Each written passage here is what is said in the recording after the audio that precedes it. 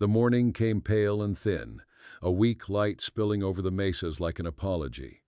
The cold bit hard through the cottonwoods that lined the river, the last of their yellow leaves trembling like frail coins. Wind carried the smell of iron and old wood through the small town of Coyote Bend, a smell that lingered after too many winters, too much silence. He came walking down the main street alone. A mountain of a man, shoulders bent not from labor but from time. The townsfolk called him the giant cowboy, sometimes with a smirk, sometimes with a whisper. He had a gait like a wounded bull, heavy, slow, deliberate. Each step left a deep print in the dust, like he was sinking into the world rather than walking through it. Elias Boone, once a ranch foreman, once a husband, once the kind of man who made others straighten their backs when he passed. Now he was little more than a rumor with a face. He carried a burlap sack slung across his back, a wide-brimmed hat shadowing the lines that ran deep around his mouth and eyes. His coat, patched and stiff with age, was too small across his shoulders and too long at the cuffs. In his right hand he carried a rusted horseshoe, turning it absently as if trying to remember what luck had once felt like. The town barely noticed him anymore. The saloon girls laughed as he passed, one of them calling out something about giants and fairy tales. He didn't turn. The laughter rolled after him like stones down a dry creek. He crossed the street to the blacksmith's shop, where smoke curled from the chimney and sparks danced against the gray light. Inside, the forge roared. The blacksmith, young and lean, barely looked up. "Back again, Boone? Ain't much left for you to mend." Elias laid the horseshoe on the anvil, his big hands trembling. "Just need it straightened," he said. His voice was low, the sound of gravel underfoot. "Figure I'll hang it on the barn." "You don't have a barn no more," the boy said without cruelty, only fact. "That place burned 2 winters ago." Elias didn't answer. He just stood there, eyes fixed on the iron. The firelight threw red over his face, made his eyes look wet. For a moment, he seemed like a man still trying to stand in a world that had already buried him. Outside, a gust of wind swept through the street, carrying the dry dust and the faint clang of the blacksmith's hammer. The town went on, unbothered. He walked north, past the old schoolhouse that now leaned sideways, past the church with its peeling white paint. The graveyard lay beyond it, small and quiet, the stones rough-hewn and half-sunk into the ground. He stopped at the edge, his boots sinking into the soft earth. Her name was Sarah Boone, carved shallow into the granite. The letters were worn, eaten by weather. He traced them with his thumb as though to remember the shape of her voice. He knelt slowly, the way an old tree bends under snow. "It's been 12 years, he whispered, though no one was there to hear. 12 long years, and the ground still feels warm from you." The wind sighed through the grass. Somewhere, a crow called. He stayed there a long while, staring at the grave until the light began to fade.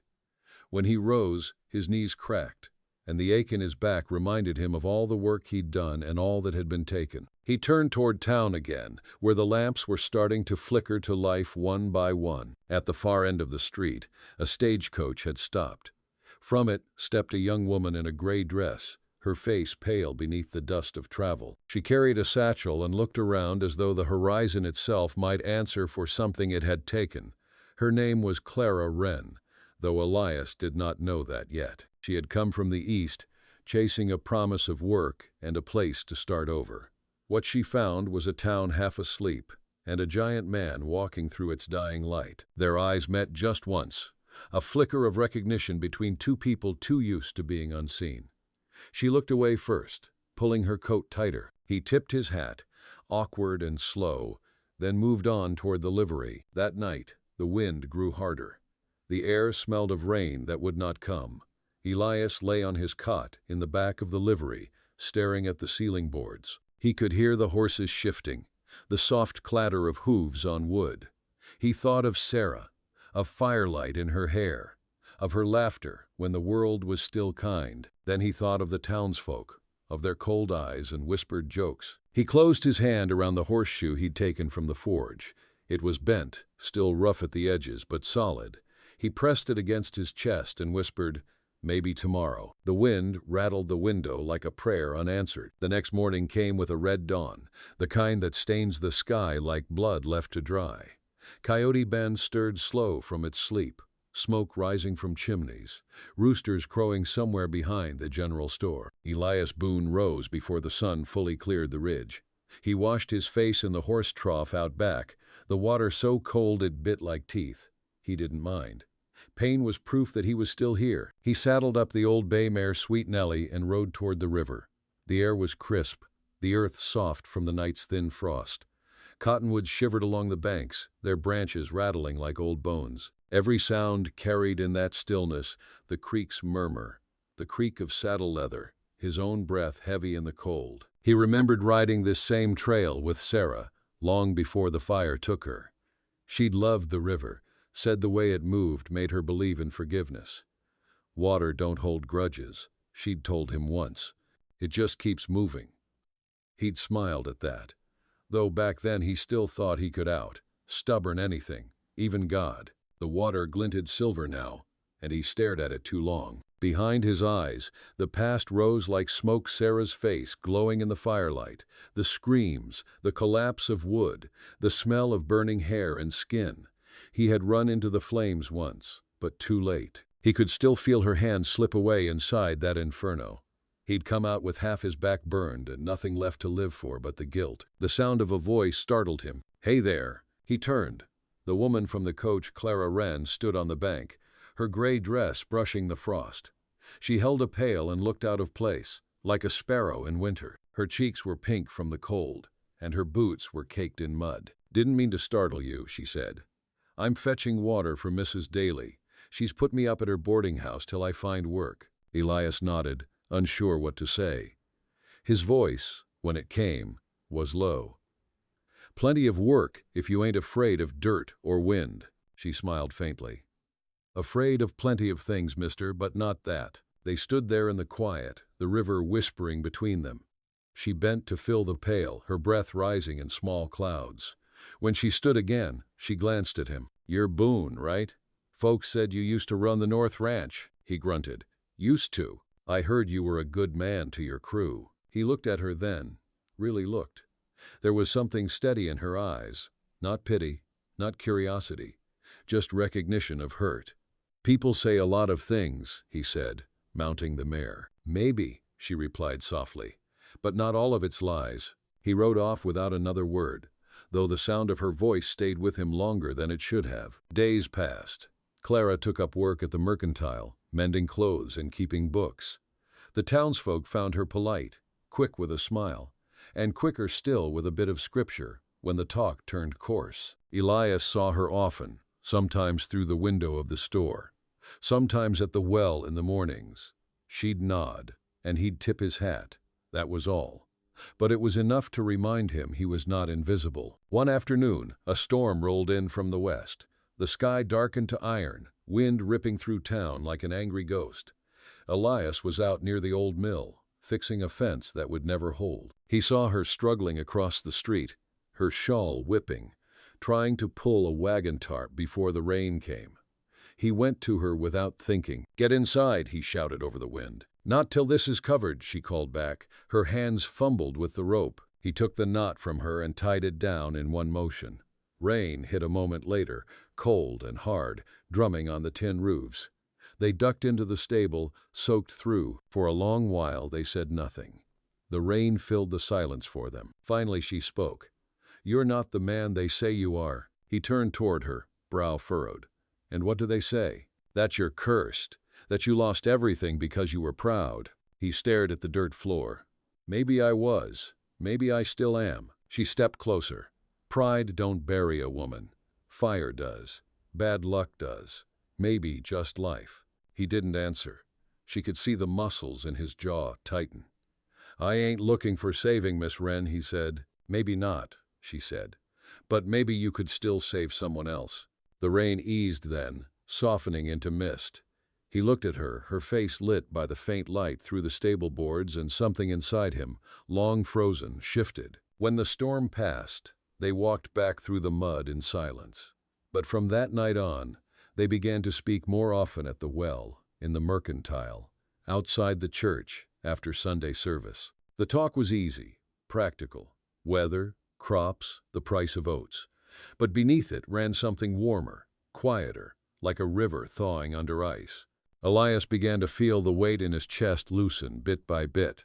He found himself fixing things that didn't need fixing, just to keep his hands busy, just to hear her say, "Thank you, Mr. Boone." And when she smiled, really smiled, it was as if the world, for a brief moment, remembered how to forgive. Work stitched them together in small seams. She learned the town's hours by their sounds: the grind of the millstone just after sunup, the distant bleat of a kid goat at mid-morning, the church bell's single note at noon like a spoon on a tin cup. She rose before light, swept the boarding-house steps while frost still starred the boards, and warmed her fingers over the kettle until the joints stopped aching. When she finished at the Mercantile, she took in mending from anyone who asked, pricking her thumbs raw on stubborn canvas and split seams. There were nights her eyes burned so hard she could read the air, but she smiled all the same at the women who warned her that the wind would steal her youth if she let it. The wind already had a pocketful of other things. She reckoned her youth was no great prize. He showed up quiet at thresholds,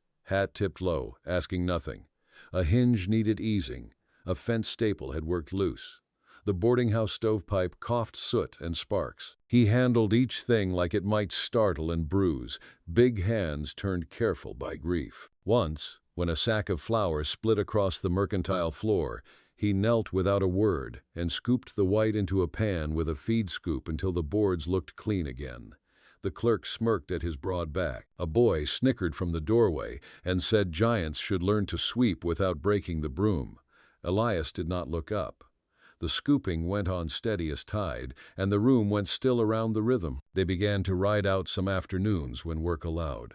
She borrowed a dun mare from the livery and sat the saddle straight but stiff, knees aching, hands raw under the reins. He kept the pace slow, pointing out the shallow ford, the cottonwood whose trunk was split by lightning, the creep of salt grass that told you where the soil turned mean. She learned to read the ground the way she once read ledgers, tracing faint lines, guessing what lay hidden. She learned where a rattler would like to sleep and how the wind braided the grass before a storm. When the dun spooked at a jackrabbit and she lost a stirrup, he reached across without touching her and steadied the reins with 2 fingers. "Easy," he said, voice gravel, soft. "Let the fear pass through you. Don't hold it." She swallowed, nodded, found the stirrup, and kept riding. On the ridge above the river he told her about the woman whose name lived in stone. His words came spare and halting, as if each one cost him, but he gave them anyway. He spoke of a father who set rock by hand until his palms wore smooth as river stones, a mother who kept a book of hymns under her pillow because it steadied her heart to know the verses slept close. He admitted he kept a scrap of red ribbon in his coat pocket he had once used to tie Sarah's hair on Sundays. "Feels like a prayer you can touch," he said, embarrassed, as if a man his size had no right to small keepsakes. She told him about a city street whose cobbles were slick with rain and ash, about a brother who drank and vanished, about a letter she never sent. He listened like a man at a graveside patient, bone still, all attention. She hardened to the place the way leather hardens to a foot. Blisters became callous. The wind stopped taking her breath. She learned the Mercantile's ledgers so well she could tally by memory and count a handful of loose beans by weight alone. When the miller's boy came down with fever, she sat nights by the door with a pot of boiled willow bark and a cloth to cool his neck. In the gray hours before dawn she would step to the porch and lean against the post, the sky a cold bruise, and think of the road that had brought her here. Some mornings she felt a strange gladness that she could not explain, only carry like a warm stone in her palm. The town kept its small cruelties. A man with a gambler's mustache took to tipping an imaginary hat at Elias when he passed, calling out in a high voice, "Make way for the giant." Boys threw pebbles against the livery wall just to hear them clatter, and once one of them chalked a crude, tall figure on the boards, with tears like nails driven down its face. Elias wiped it away with sawdust and water, and said nothing. Word came that the men who owned the leases upriver meant to choke the water with a crude dam of brush and stone to turn more flow into their ditches. Folks grumbled.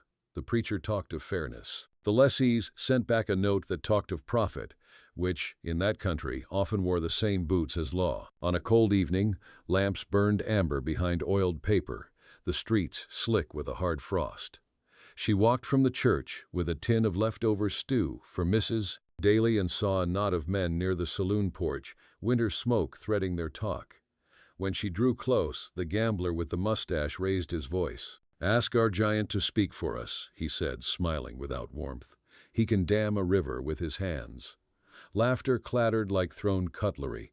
Elias stood a little outside the circle, hat low, shoulders turned as if to make himself smaller. She felt a flare of heat in her chest and said, calm as a pinned note, "He has already done more for this town in quiet ways than your mouth will ever manage." The gambler's smile thinned and flattened. The circle shifted, the smell of whiskey thick as old grief. She took another breath and walked on. Later she found him behind the livery, mending a halter by lantern light. His fingers moved slow through the leather. She stood near the doorway and said, "I am sorry if I made it worse." He shook his head. "You told the truth," he said. "They do not care for truth that is not their own." The lantern flame ticked in its glass. After a time he said, "I could have been a father." The words hung like smoke. Would have taught a boy to set a post straight and a girl to listen for water. We had a name picked. If it was a boy, I wanted to call him after my father. If it was a girl, Sarah liked June.